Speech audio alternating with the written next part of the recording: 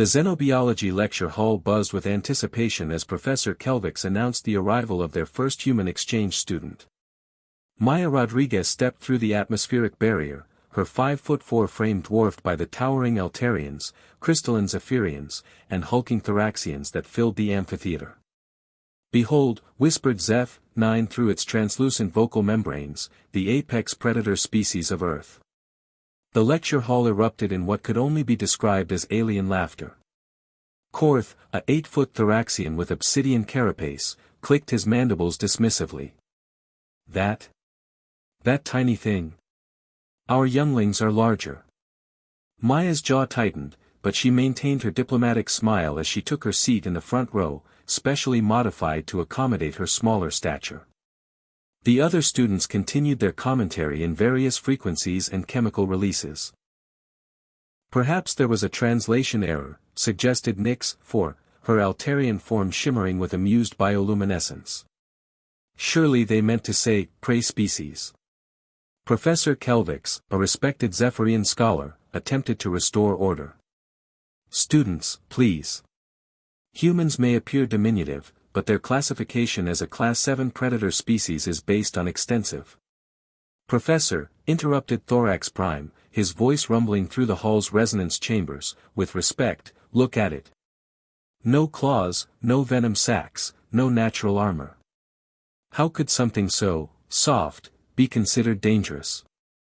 Maya stood slowly, her movement deliberate and controlled. "Permission to demonstrate, Professor." Before Kelvix could respond, a low rumble echoed through the hall's ventilation system. The atmospheric processors hummed louder, struggling to maintain optimal conditions as something large moved through the station's corridors. "What is that sound?"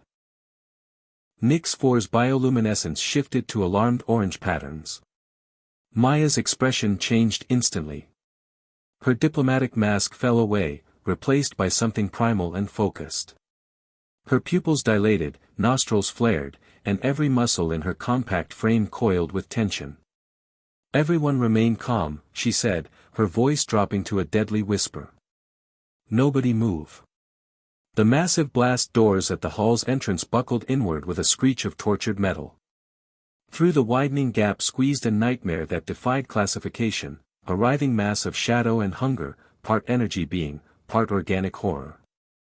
Its presence caused the station's lights to flicker and temperature readings to spike erratically. "Umbral Wraith," Maya breathed, recognition flashing in her eyes. "It followed me from the Kepler station incident." The creature's attention swept across the frozen audience before settling on Maya with unmistakable intent. It had tracked her scent across 17 light-years of space, through 3-dimensional full jumps, and into the heart of the galaxy's most secure educational facility. What happened next would be studied in xenobiology courses for decades. Maya moved. Not with the clumsy panic the aliens expected, but with the fluid precision of a persistence hunter whose species had chased mammoth across ice ages and tracked prey through jungles where every shadow held death. Her hands moved to equipment pouches that the aliens had dismissed as decorative, producing devices that hummed with lethal efficiency. The Umbral Wraith lunged, its form expanding to fill half the lecture hall. Maya didn't retreat. Instead, she advanced, her movements calculated to keep the creature's attention focused entirely on her while simultaneously herding it away from the terrified students. "Electromagnetic pulse grenades," she called out, her voice steady despite facing a creature that had decimated 3 research stations. "Psionic dampeners. Quantum entanglement disruptors." Each device she deployed forced the Wraith to adapt, to change tactics, to split its attention between attacking and defending.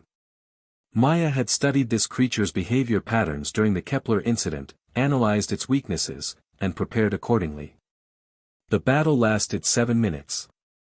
When the emergency response teams finally breached the secondary entrances, they found Maya standing over the dissipating remains of the Umbral Wraith, her equipment scattered around her, breathing heavily but unharmed. The alien students huddled in their seats, staring at the small human who had just eliminated a Class 9 threat entity with nothing but preparation, determination, and the relentless adaptability that had carried her species from cave paintings to starships. Professor Kelvick's crystalline form sparkled with newfound respect. "Class dismissed," he announced quietly. "I believe we all have some studying to do." Nobody laughed at the tiny human anymore.